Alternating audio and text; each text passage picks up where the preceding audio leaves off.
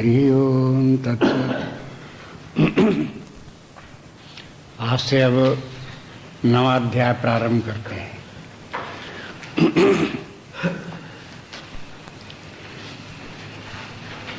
नवा अध्याय, इसकी अपनी विशेषता है।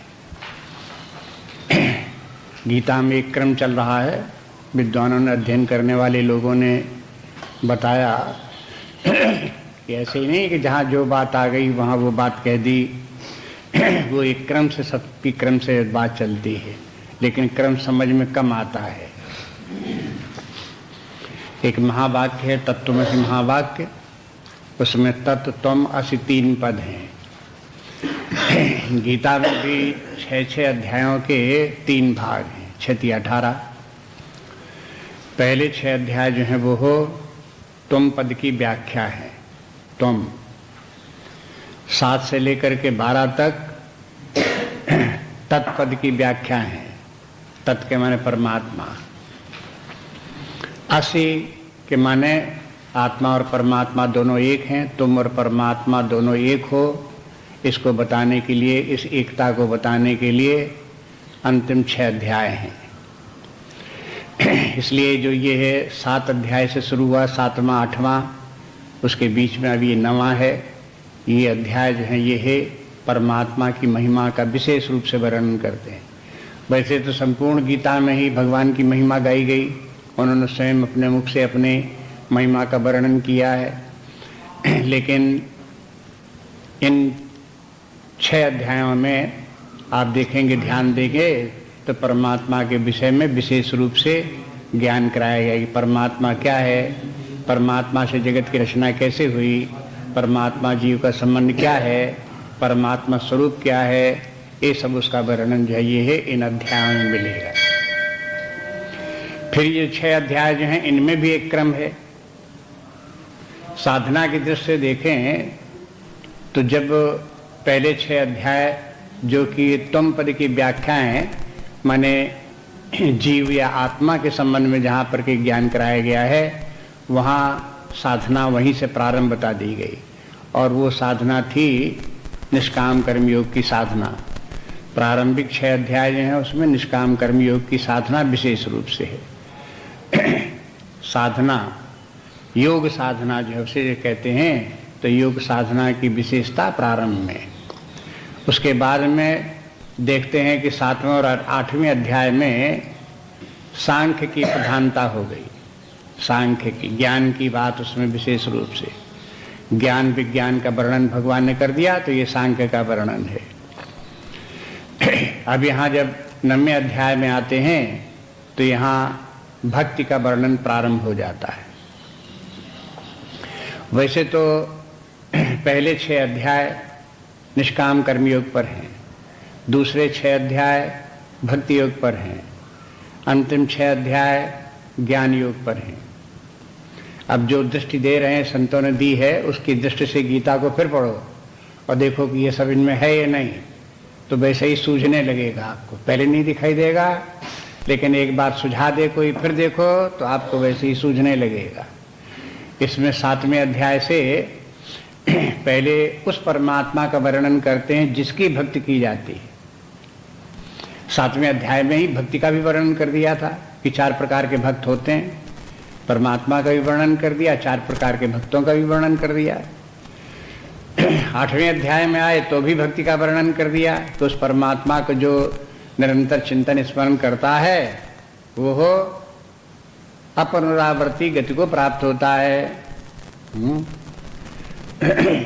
वहां भगवान ने कह दिया कि देखो, युद्ध करते रहो और मेरा स्मरण करते रहो। बस इस प्रकार से लगे रहो, सतत इस प्रकार से मेरा चिंतन करते करते तो मुझ परमात्मा को ही प्राप्त कर लोगे। 9वें अध्याय में फिर ये सब बातें हैं और इनको आगे चल करके और बढ़ाते हैं। जैसे जैसे भक्ति की गहनता होती जाती है, वैसे वैसे ज्ञान की भी होती जाती है। इस अध्याय में ज्ञान की दृष्टि से भी देखें तो परमात्मा का ज्ञान इसमें इस रूप में किया गया है कि एकमात्र परमात्मा ही सर्वत्र है और उसके अतिरिक्त कहीं कुछ नहीं है। बस ये जो वेदांत का अंतिम स्वरूप है उसका वर्णन इस 9वें अध्याय में है। और वैसे ही भक्ति का भी है। फिर भगवान कहते हैं जो मुझे इस प्रकार से जानता है वो मेरा अनन्य भक्त हो जाता है, निरंतर मेरा ही चिंतन ध्यान करता है, मुझ में ही लगा रहता है। ये भी इसी अध्याय में बताते हैं। इसलिए इस अध्याय को जो है वो हो विशेष रूप से समझने का प्रयास करना चाहिए। कुछ संतों ने ये भी कहा कि देखो भाई, गीता तो शुरू से लेकर के 1 अध्याय से 18 अध्याय तक है, लेकिन हम 9वां अध्याय उसका मध्य मानते हैं। गीता का मध्य स्थल 9वां अध्याय है। और 9वें अध्याय में 34 श्लोक हैं, 32 श्लोक हैं। उन श्लोकों में से मध्य का श्लोक एक है, 22 नंबर का श्लोक। कहा कि वो सब गीता का बिल्कुल सार उसी में है। अनन्यास चिंतयन्तो माम ये जनाः पर्युपासते तेषां नित्ययुक्तानां योगक्षेमं वहाम्यहम्। ये आएगा इसी अध्याय में। ये श्लोक बड़ा महत्वपूर्ण श्लोक है, बहुत प्रसिद्ध भी है। हम जब 9वीं कक्षा में पढ़ते थे तब उनकी जयशंकर प्रसाद की एक कहानी पढ़ी, उसका नाम था ममता। ममता जो है वो उस समय की वो कहानी है जब मुगलों ने आक्रमण भारतवर्ष पर किया और एक हिंदू राजा का सरदार जो है वो उसमें अपना राज्य छोड़ करके भागा। उसकी पत्नी रानी जो थी वो जा करके वन में एक किनारे कुटिया बना करके वहाँ रहने लगी और वहाँ रहती हुई भगवान का भजन ध्यान करती हुई अपना समय व्यतीत करने लगी। जयशंकर ने दिखाया तो ये उन्होंने ये कि देखो, एक और जिन मुगलों ने उसके उस स्त्री के पति को मार डाला और सब राज्य उसका छीन लिया, उसी मुगलों के ऊपर अपनी लड़ाई हुई तो भागा हुआ वो मुगल राजा सरदार जब उधर से भागा भागा जा रहा था, शरण खोजता जा रहा था, तब वन में उसी ममता ने उसको शरण दी। जानते हुए, अज्ञान में नहीं, जानते हुए भी शरण दी। भारतीय संस्कृति का ये सिद्धांत कि अपनी शरण में कोई भी आवे तो उसकी रक्षा करो, चाहे देवता आवे चाहे निशाचर आवे, जो भी शरण में आवे उसकी रक्षा करो। ममता ने उसकी रक्षा की। ये लगता ही है कि देखो कहीं बेवकूफी वाला काम किया, लेकिन भारतीय संस्कृति की महानता गंभीरता से देखेंगे तब पता चलेगा क्या बात है। वहां पर जयशंकर प्रसाद ने ये लिखा कि ममता जिस समय को आया उस समय गीता पाठ कर रही थी और ये श्लोक वहां उद्धृत था। अनन्यास चिंतयन्तो माम ये जना पर्युपासते तेषां नित्याभियुक्तानां योगक्षेमं वहाम्यहम्। ये पाठ चल रहा, उस समय ये श्लोक पढ़ा था। तब से ध्यान दिया कि भाई इस श्लोक की क्या महिमा है। इतने बड़े गीता ग्रंथ में से जयशंकर प्रसाद ने यही श्लोक छांट करके उस कहानी में क्यों फिट किया। इतने श्लोक थे, कोई भी लिख सकते थे। धीरे धीरे विचार करते करते कालांतर में समझ में आया इसकी महिमा का। तो ये मालूम हुआ कि पूरे गीता के मध्य भाग में 9वें अध्याय के मध्य में ये है, माने गीता का सार मध्य में स्थित है ये। इसलिए 9वें अध्याय को और भी अधिक गंभीरता से समझें। एक बात ये भी होती है कि जब बहुत गंभीर बात, गहन बात कही जाती है तो वो एकदम नहीं कही जाती है, क्रम क्रम से कही जाती है। पहले थोड़ी छिछली बातें, ऊपरी बातें, मोटी बातें पहले वो की जाती हैं और फिर उनको सुनने वाला जैसे जैसे तैयार होता जाता है वैसे वैसे गंभीर बातें कही जाती हैं। हम 9वें अध्याय में वहां पर आ गए जब बहुत गंभीर बातें अब भगवान कहने को आ गए। आप देखेंगे जहां पहला श्लोक शुरू होता है वहीं से भगवान बताना शुरू करते हैं कि अब हम तुमको बड़ी ही गंभीर बात, गुप्त बात, रहस्यपूर्ण बात अब हम तुमको बताने जा रहे हैं। तो माने जैसा भगवान बताने जा रहे हैं ऐसा थोड़ा झूठ मूठ कह दिया है, वैसा ही इस अध्याय में सब है भी।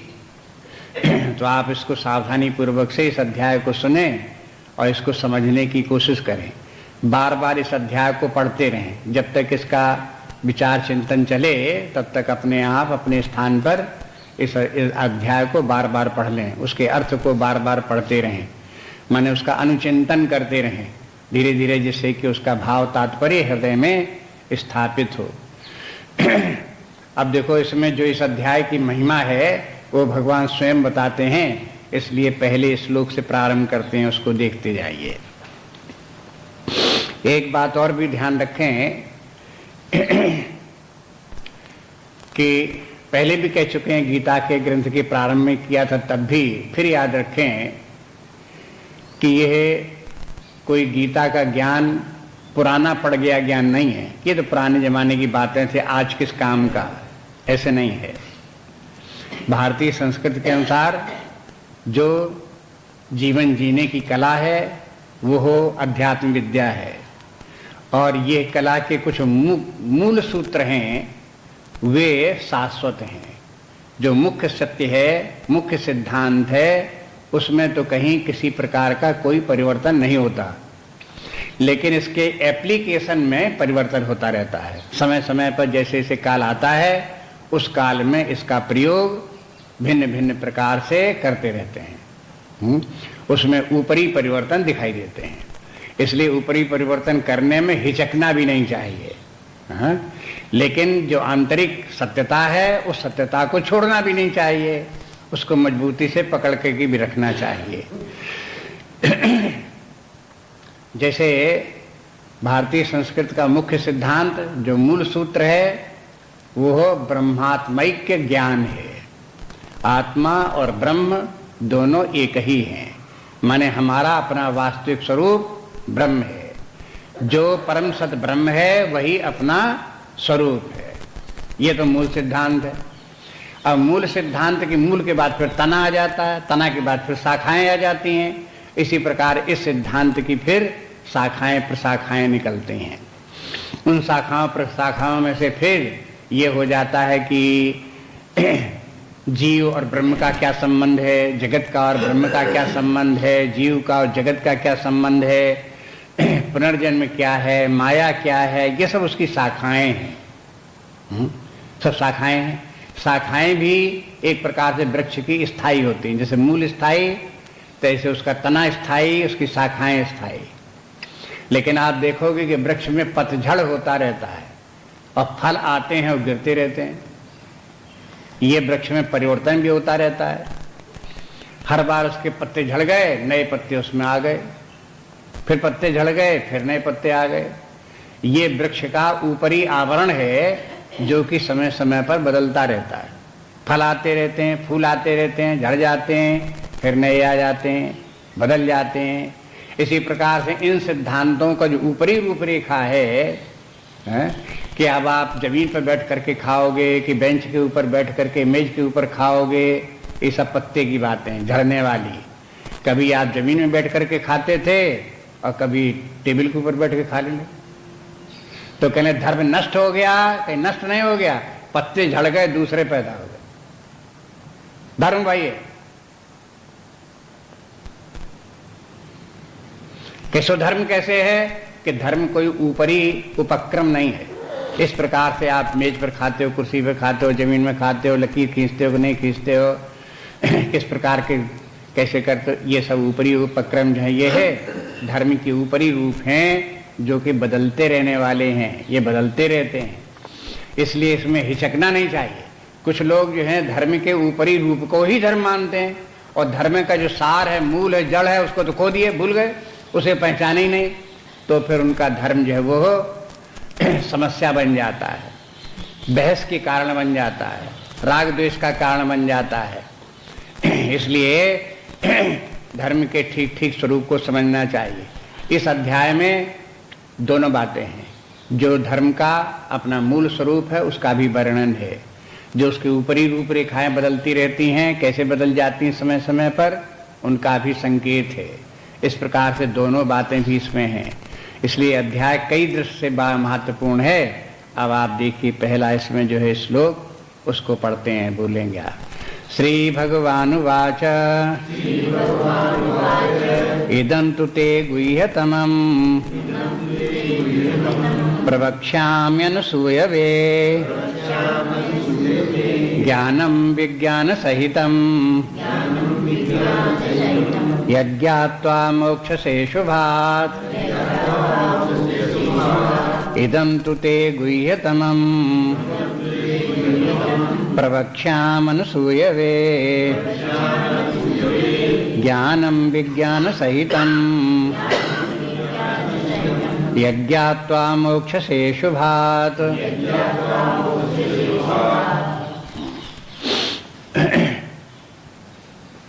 अब इस श्लोक में, आगे के भी श्लोक में इस अध्याय की महिमा है, महत्व तो उसका भगवान स्वयं अपने मुख से कहते हैं। श्री भगवान उवाच, यह अध्याय प्रारंभ होता है अर्जुन के प्रश्न से नहीं होता, भगवान अपनी तरफ से बताते हैं।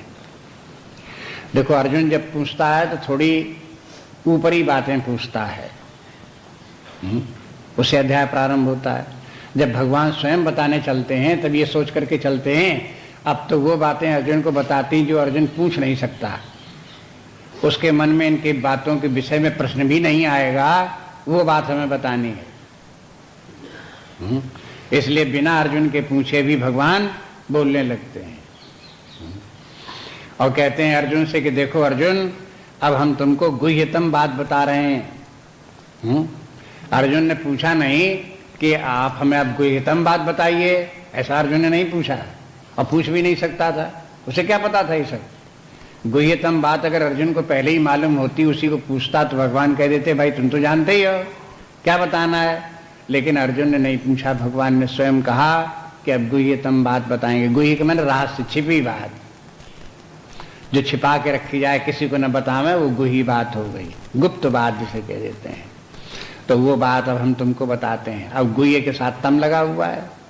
गुह्य, एक गुह्य होता है, एक गुह्यतर होता है और एक गुह्यतम होगा। ये तीन प्रकार की 3 डिग्री बनती है ना, गुड बेटर बेस्ट जैसी।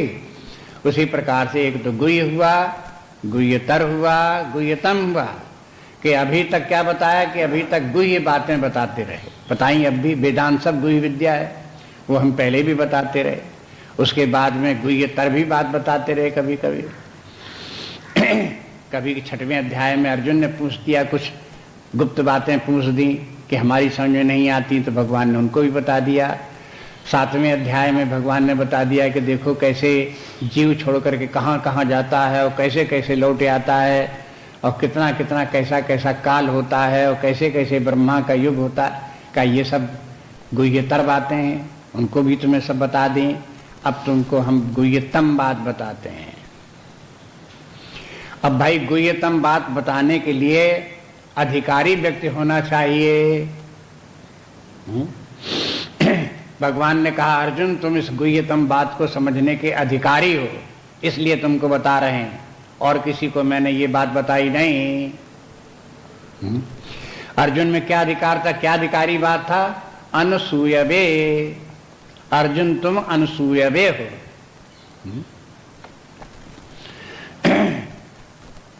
असूया से अनसूया, असूया एक शब्द है। असूया के माने है गुणों में भी दोष देखना, अच्छाइयों में बुराइयां निकाल लेना, इसको कहते हैं असूया। और ये एक भयंकर दोष है। जिस व्यक्ति में इस प्रकार का दोष होता है वो ज्ञान का तो अधिकारी है ही नहीं, बल्कि जीवन में और भी अनेक विडंबनाएं उसके जीवन में आती हैं। अगर इतना महिमामय ज्ञान जो गीता में कहा गया, कोई व्यक्ति इसमें भी दोष दिखाने लगे, अरे भगवान ने गलत सलत बातें बता दी और ये तो फिजूल की बातें बता दी, इससे आदमी सब नष्ट हो गए, इतने हजार अक्षौणी सेना मारी गई, इस प्रकार का दोष दिखाने लगे और टाएं से टाएं बोलने लगे, तो फिर कहेंगे कि भाई वेदांत तुम्हारी समझ में नहीं आ सकता। बस असूया के साथ अन लगा दो, अनसूये माने जो असूया न करे, माने जो गुणों में दोष न देखे। अर्जुन बड़े सावधानी से भगवान की बात सुन रहा है और बार बार सिर हिलाता जा रहा है कि हाँ बात बिल्कुल आप ठीक कह रहे हो, बिल्कुल ठीक कह रहे हो, बिल्कुल ठीक कह रहे हो। तो भगवान ने कहा अगर तुम्हें सब बात मंजूर है और समझ में आ रही है तो हम तुम्हें गुह्यतम बात भी बता देते। देखो ये पृष्ठभूमि है, इसमें आगे जो इस अध्याय में कहने जा रहे हैं उसके लिए ये सब किस प्रकार का वातावरण हो, किस प्रकार की पृष्ठभूमि हो, तब ये ज्ञान हृदय में आवे। तो ये फिर अब बात क्या बात हुई कि अर्जुन ही के लिए बात नहीं है। यदि हमें भी इस 9वें अध्याय को समझना है, गीता शास्त्र को समझना है, तो अनसूयवे होना चाहिए। ये बात अनसूयवे शब्द एक बार 3रे अध्याय में भी आ चुका है। आपको याद हो तो याद हो, न हो तो देख लेना। भगवान ने वहां निष्काम कर्मयोग का 3रे अध्याय में वर्णन किया, और निष्काम कर्मयोग का तर्क जो है, उसकी लॉजिक जो है वो भगवान ने समझाई। और फिर उसके बाद में कहा कि देखो यदि कोई व्यक्ति ऐसा है जिसको कि ये सब तर्क हमारे नहीं समझ में आते, लेकिन उसके मन में श्रद्धा है और वो उसमें अनुसूया का गुण है, अनुसूयवे जो व्यक्ति होगा उसमें श्रद्धा भी होगी। जो दोष दृष्टि नहीं रखता, ज्ञान में गुणों में दोष दृष्टि नहीं रखता, उसको श्रद्धा भी कहते हैं, उसे श्रद्धा है।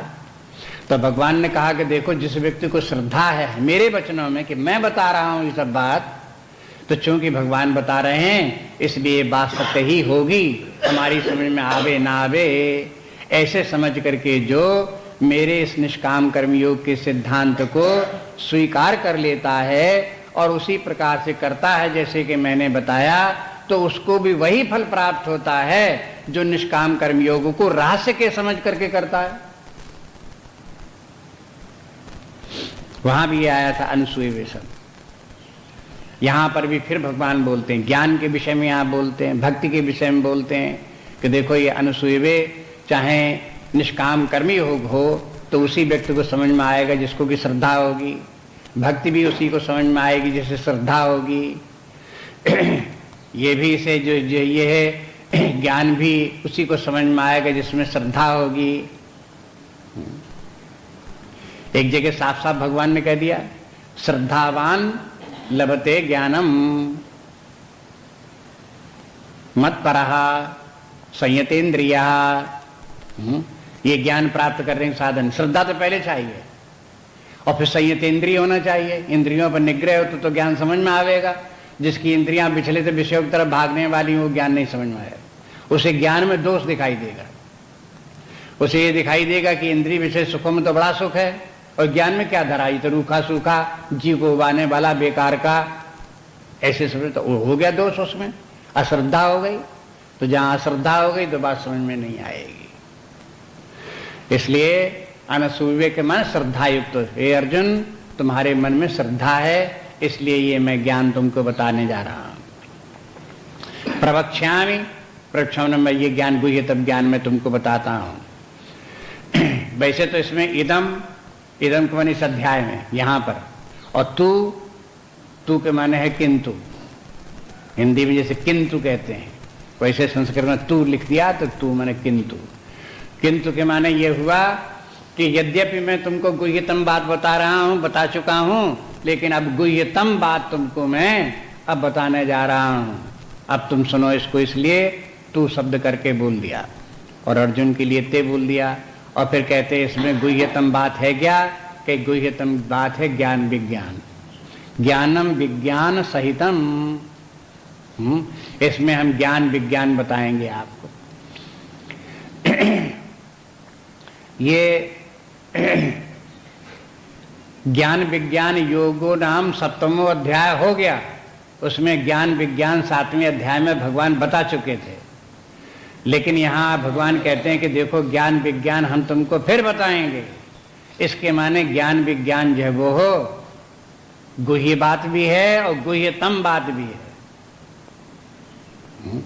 7वें अध्याय में गुह्यतर करके ज्ञान विज्ञान आ चुका, अब 9वें अध्याय में फिर ज्ञान विज्ञान आया, गुह्यतम होकर के आया। तब कहते हैं कि ज्ञानम विज्ञान सहितम, इसमें हम ज्ञान भी बताएंगे विज्ञान भी बताएंगे। अब ये बात फिर याद कर लो, 7वें अध्याय में जो बताती थी ज्ञान किसे कहते हैं विज्ञान किसे कहते हैं। जो परमात्मा का परोक्ष ज्ञान है शाब्दिक ज्ञान है, मौखिक ज्ञान है, बौद्धिक ज्ञान है, शास्त्रीय ज्ञान है, सुना हुआ ज्ञान है, उस ज्ञान को ज्ञान कहते हैं। और विज्ञान क्या है? जो परमात्मा का स्वयं आप अपने अनुभव से प्रत्यक्ष और अपरोक्ष रूप से जाना जाता है, वो विज्ञान है।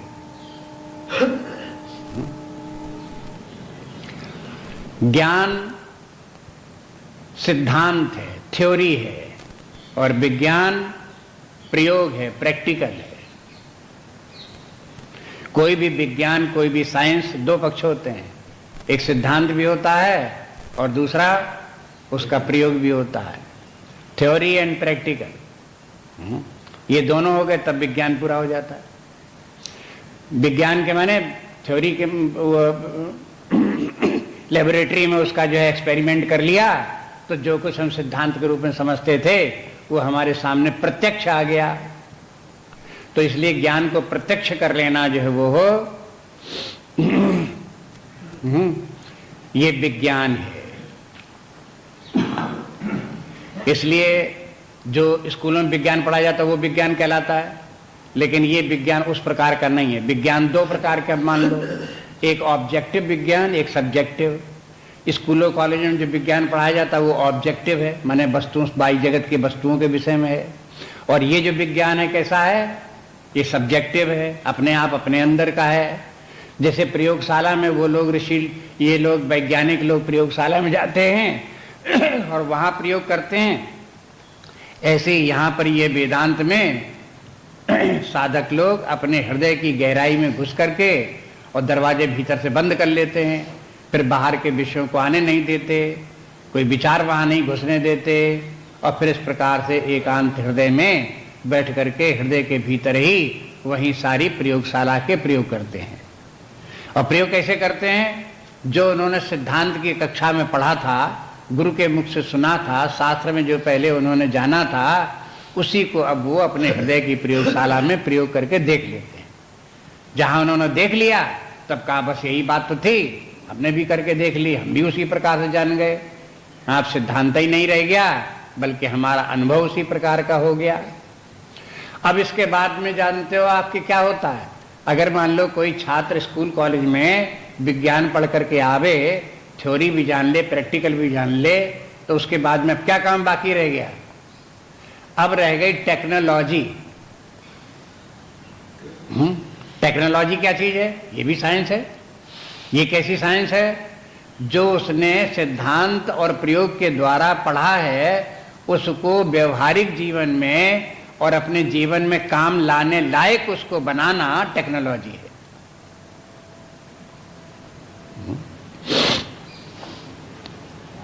अगर वो वहीं पर पढ़ करके स्कूल कॉलेज की पढ़ाई पढ़ करके वहीं रह जाए और उससे कोई व्यवहारिक जीवन में कहीं कोई लाभ ना आवे तो अधूरी विद्या हो गई। इसी प्रकार से ये अध्यात्म ज्ञान भी थ्योरी भी है, प्रैक्टिकल भी है, लेकिन उसके बाद है ये प्रैक्टिकल के माने खत्म नहीं हो गया। प्रैक्टिकल के माने अपने आप अपने हृदय में उस सत्य को पहचान लिया। अब व्यवहार में, अपने व्यवहारिक जीवन में उसको कैसे प्रयोग में लाया जाए, इस ज्ञान को, वेदांत को, ये उसकी टेक्नोलॉजी है। तो इसे प्रयोग में भी लाना सीखना पड़ता है। तो अब ये सब बातें जैसे हैं, किसी गुरु के पास जाओ तो गुरु सब जानता है कि देखो सिद्धांत क्या होता है, प्रयोग कैसे किया जाता है, फिर उसके बाद टेक्नोलॉजी किस प्रकार से बनती है, कैसे व्यक्ति इस जीवन को जीवन में, व्यवहारिक जीवन में कैसे प्रयोग में लाता है। तो इस विद्या का जो फल है वो फल तब व्यक्ति को प्राप्त होता है। जैसे स्कूल कॉलेज की पढ़ाई का फल कब? जब उसने टेक्नोलॉजी के द्वारा अपने उसको व्यवहारिक जीवन में उसको प्रयोग में लाया, तब उसके बाद जो है वो, अगर मान लो कंप्यूटर साइंस कोई पढ़ करके साइंटिस्ट हो जाए और पढ़ा हुआ बस पढ़ा ही पढ़ा है, बस करके भी देख लिया मान लो उसने, लेकिन उसको व्यवहारिक जीवन में प्रयोग में नहीं लाता, कंप्यूटर बनाता नहीं, रिपेयर नहीं करता, असेंबल नहीं करता, उसको चालू नहीं करता, तो फिर उसका वो विज्ञान किस काम का? बेकार। इसी प्रकार से यदि कोई वेदांत तो सीखे, मौखिक रूप से सीखे अब परीक्षा करके अपने भीतर में प्रयोग करके भी देख ले, लेकिन व्यवहारिक जीवन में काम में न लावे। व्यवहारिक जीवन में उसी प्रकार जैसे पहले रोना धोना, लड़ना झगड़ना, हाय हाय किलकिल मारकाट, दुख दर्द जैसे पहले थे वैसे ही फिर बने रहे हैं। तो काय बात का वेदांत, काय बात की विद्या। इसलिए भगवान कहते हैं कि देखो यज्ञात्वा मोक्ष से अशुभात, ये उसका फल प्राप्त होगा। अशुभात मोक्षात, वो व्यक्ति अशुभ से छुटकारा पा जाएगा। अशुभ से छुटकारा पा जाने का तात्पर्य क्या? अशुभ क्या है? अशुभा संसार, ये संसार जो है वही अशुभ है।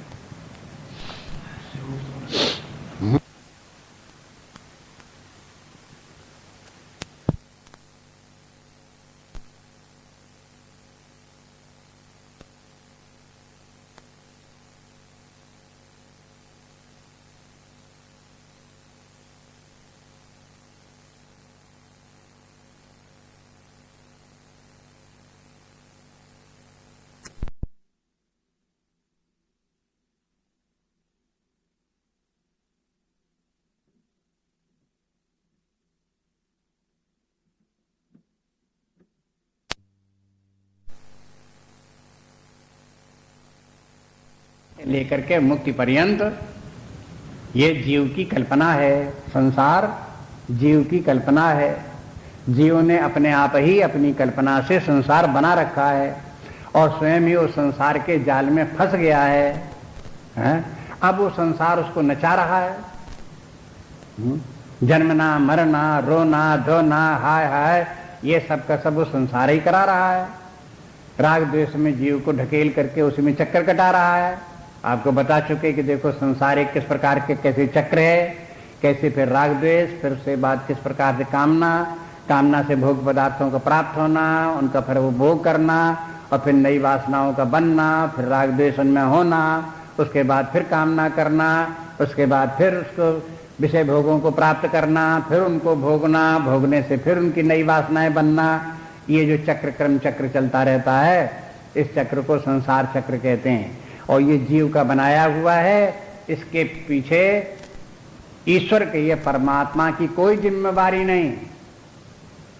लोग बात कहते हैं संसार भी तो परमात्मा बना। अरे परमात्मा ने जगत तो बनाया, सो भी तुम्हारे कल्याण के लिए।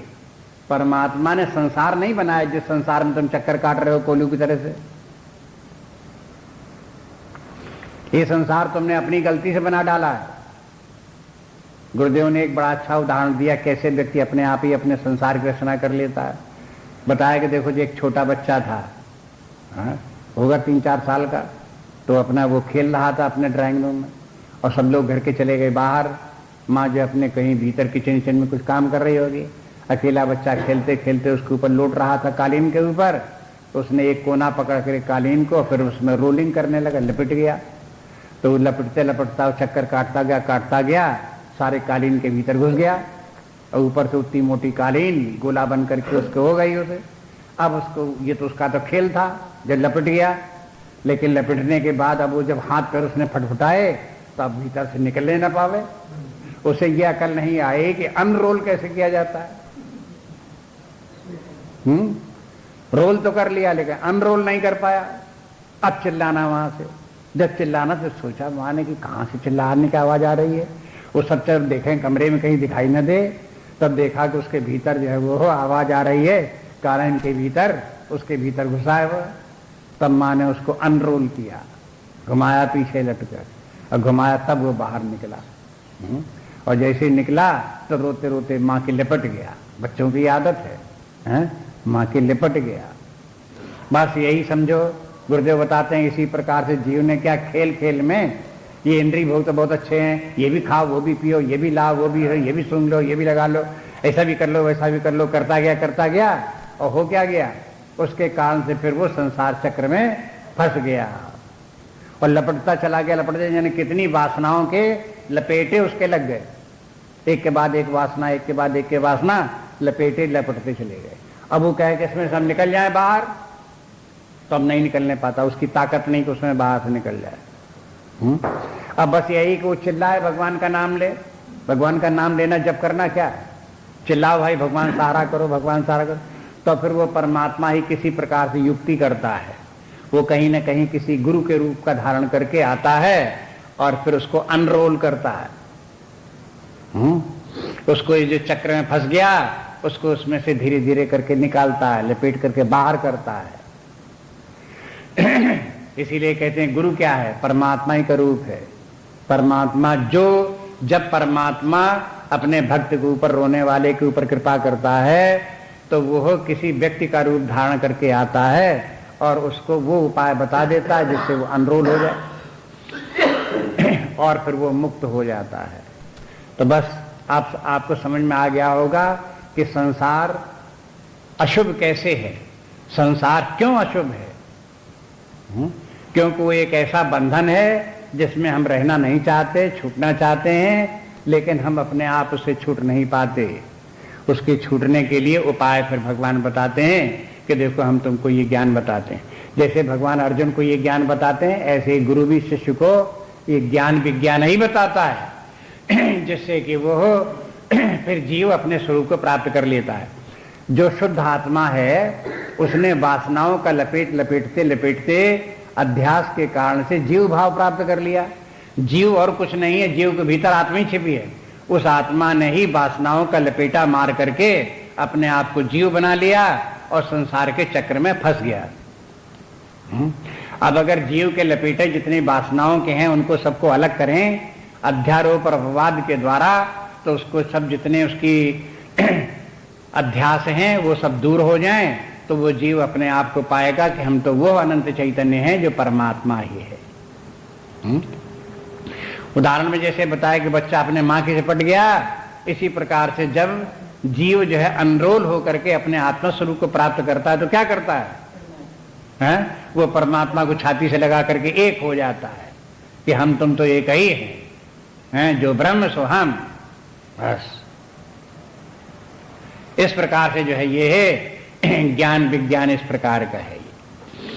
इसलिए ये ज्ञान विज्ञान यद्यपि भगवान अर्जुन को बता रहे हैं यहाँ पर, तो वास्तव में ज्ञान विज्ञान क्या बता रहे हैं? ज्ञान विज्ञान की महिमा बता रहे हैं। वैसे तो भगवान ने 4थे अध्याय में अर्जुन से बोल दिया कि देखो तद्विद्धि प्रणिपातेन परिप्रश्नेन सेवया उपदेक्षन्ति ते ज्ञानम ज्ञानिनः तत्वदर्शिनः। भाई ये जो ज्ञान हम तुमको सब बता रहे हैं इसको तुम जाओ किसी गुरु से ग्रहण करो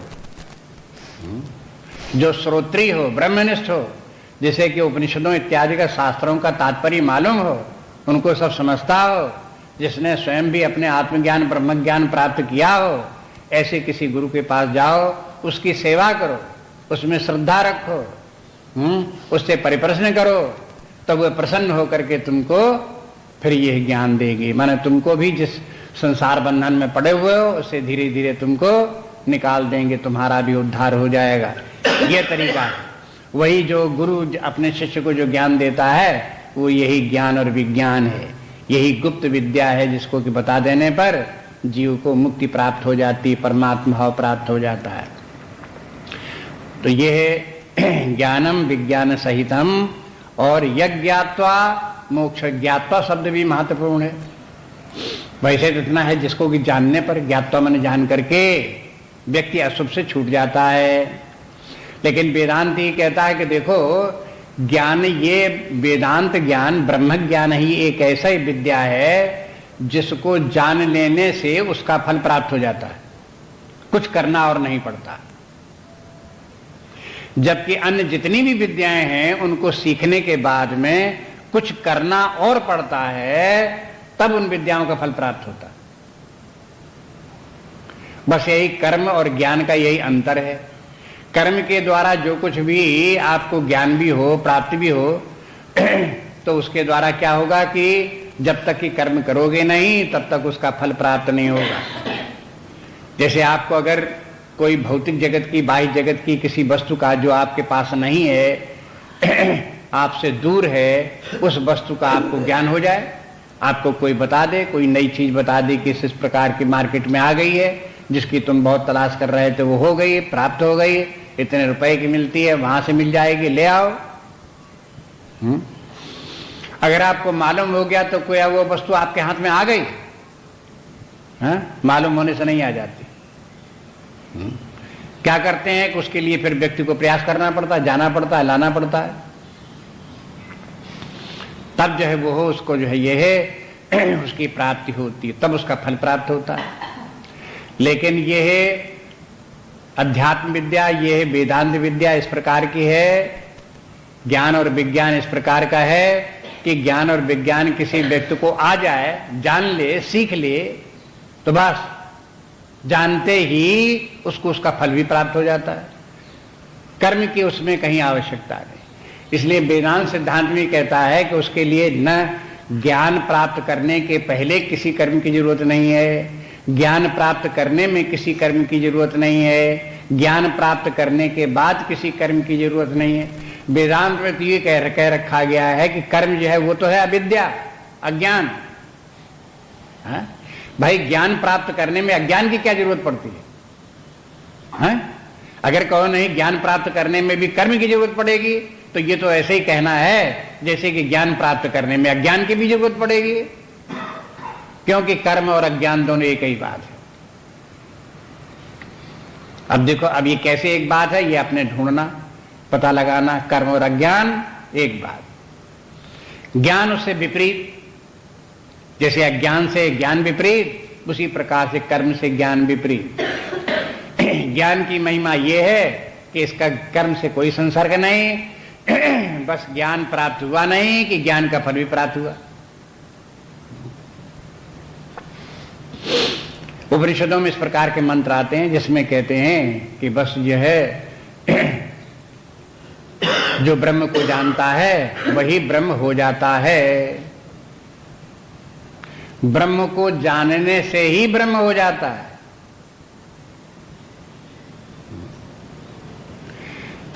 ऐसा नहीं कि ब्रह्म को जानने के बाद ब्रह्ममय होने के लिए कुछ और करना पड़ता हो, बस जानने की बात है।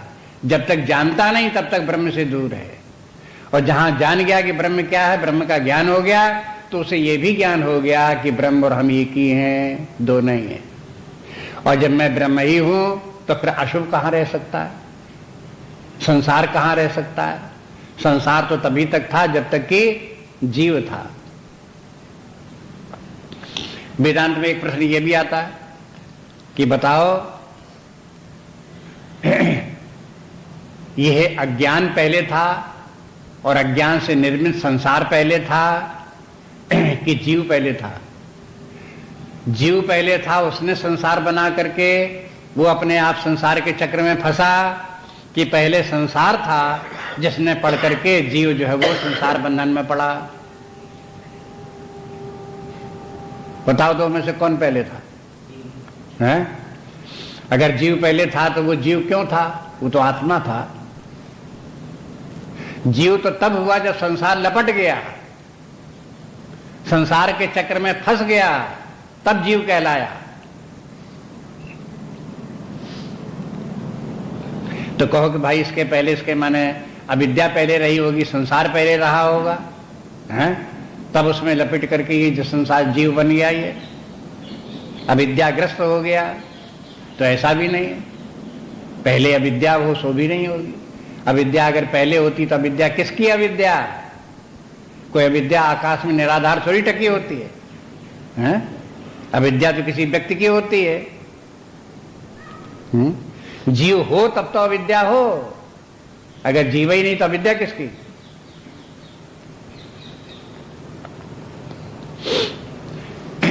जब इस प्रकार के प्रश्न आते हैं तो एक यही प्रश्न थोड़े, इसी के प्रश्न ये तो उसी प्रकार का है कि बताओ बीज पहले कि वृक्ष पहले?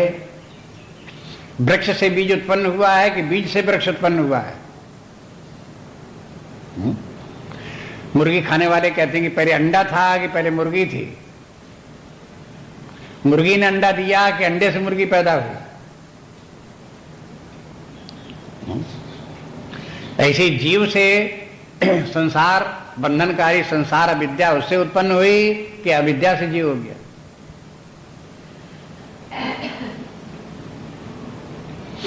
ये जो है इसी का नाम है माया। माया के माने क्या है? जो है कुछ नहीं और आपको नचावे, चक्कर में डाल दे। बस। इसलिए आप इसके चक्कर में मत पड़ो कि पहले संसार था कि पहले जीव था। ये स्वामी शिवानंद जी ने एक अंग्रेजी का शब्द दिया, ट्रांसेंडेंट क्वेश्चन। ट्रांसेंड क्वेश्चन माने वो प्रश्न जो अति प्रश्न कहलाता है। अति प्रश्न तो उसमें उपनिषदों में भी आया है। उसमें याज्ञवल्क्य कहते हैं कि जो व्यक्ति इस आत्मा को जानता है फिर वो अति प्रश्न नहीं करता। अति प्रश्न इसी प्रकार के, जो जानता है कि परमात्मा क्या है, परमात्मा की माया क्या है, जगत की रचना किस प्रकार की है, फिर वो ये नहीं पूछेगा कि पहले अविद्या थी कि पहले जीव था। वो ये नहीं पूछेगा कि अगर संसार कुछ नहीं है, ये माया में है, जगत कुछ नहीं है, माया में है, तो ये दिखाई क्यों देता है, ऐसे प्रश्न नहीं पूछेगा। ये अति प्रश्न है। अज्ञानी लोग ही इस प्रकार के प्रश्न पूछते हैं। जो अज्ञान में पड़े हैं उन्हीं को ये प्रश्न सोचते हैं।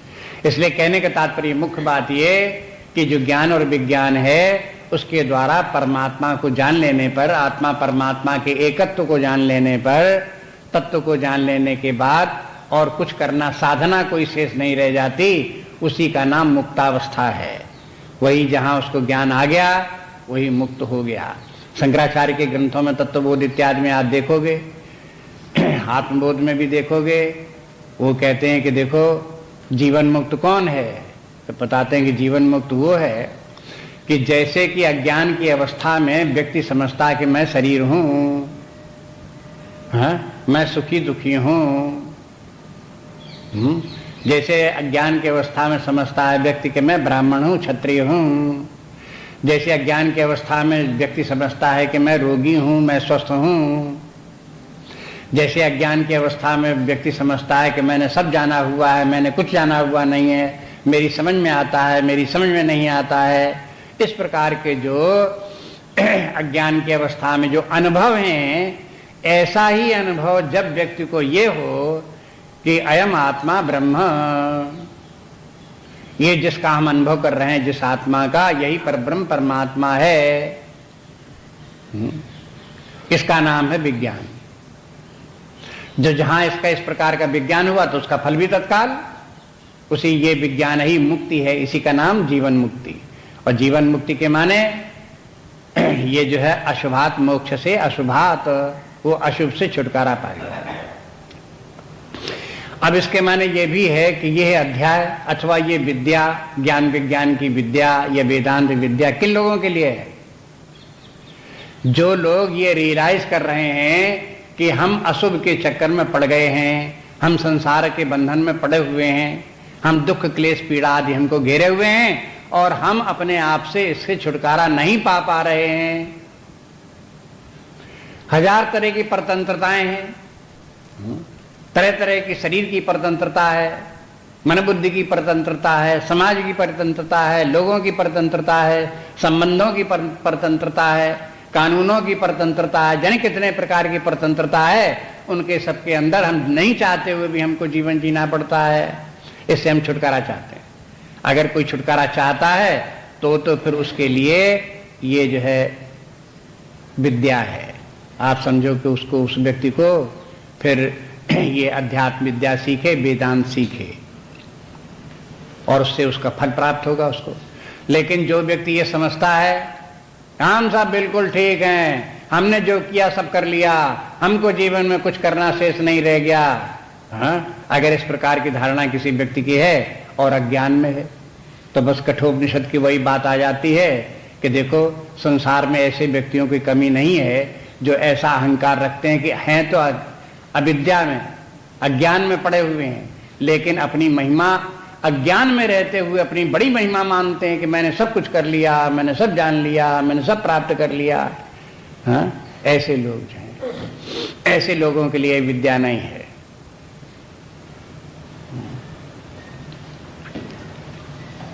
ये बड़ी अच्छी बात है। अगर मान लो कहीं कोई व्यक्ति, उसने अपने जीवन में अपने हिसाब से सब कुछ कर लिया है, खूब धन भी प्राप्त कर लिया, परिवार भी कर लिया, मकान भी कर लिया, सवारियां भी कर ली, यश कीर्ति भी कर ली, दान पुण्य भी कर लिया, सब कर लिया, लोग बाग प्रशंसा भी कर रहे हैं, पद भी प्राप्त कर लिया, तो अब क्या प्राप्त करने को रह गया कि हमें सब प्राप्त हो गया और उससे संतुष्ट है तो बने रहो संतुष्ट। अब तुमको वेदांत की जरूरत नहीं है। ज्ञान की जरूरत नहीं है।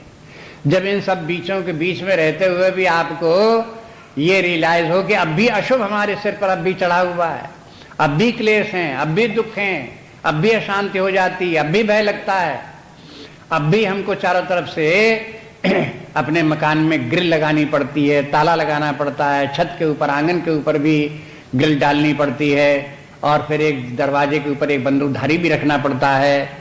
ये सब हमें करना पड़ता है। अब हमें इससे छुटकारा नहीं। इस प्रकार का जब व्यक्ति सोचे कि इस बंधन से हमें छूटना है, तब तो ठीक है, तब तो वो वेदांत को सीखे।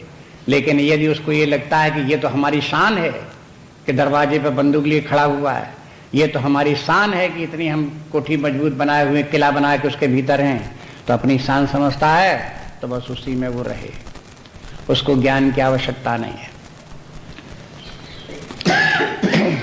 अभी आपने 2-3 दिन पहले पढ़ा होगा अखबार में, हर्षद मेहता राम राम सत्य है। कौन हर्षद मेहता?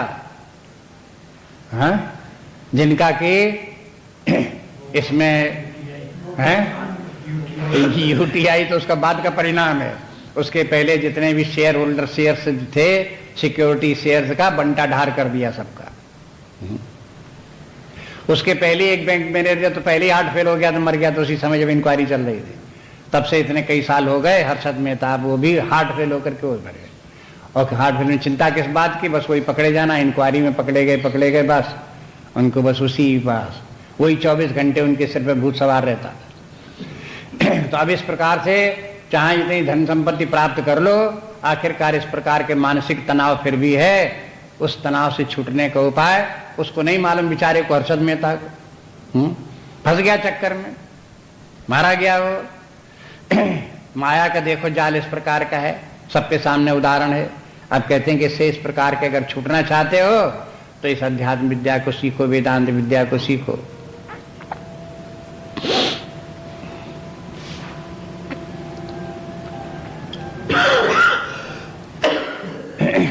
बस एक ही श्लोक रखते हैं, आगे कल।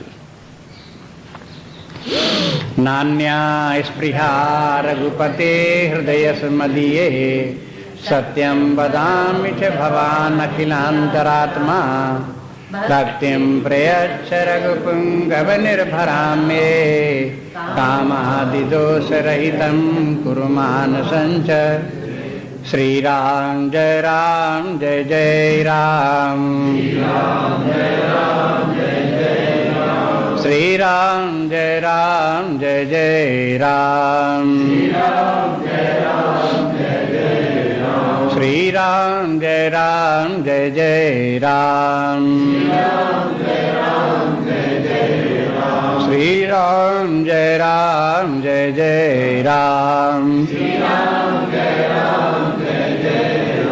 श्री राम जय राम जय जय राम, श्री राम जय राम जय जय राम, श्री राम जय राम जय जय राम, श्री राम जय राम जय जय राम, श्री राम जय राम जय जय राम, श्री राम जय राम जय जय राम, श्री राम जय राम जय जय राम, श्री राम जय राम जय जय राम, श्री राम जय राम जय जय राम, श्री राम जय राम जय जय राम, श्री राम जय राम जय जय राम, श्री राम जय राम जय जय राम, श्री राम जय राम जय जय राम,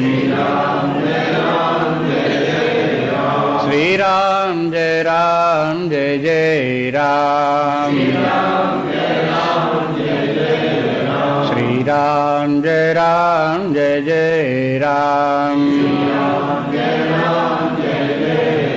श्री राम जय राम जय जय राम,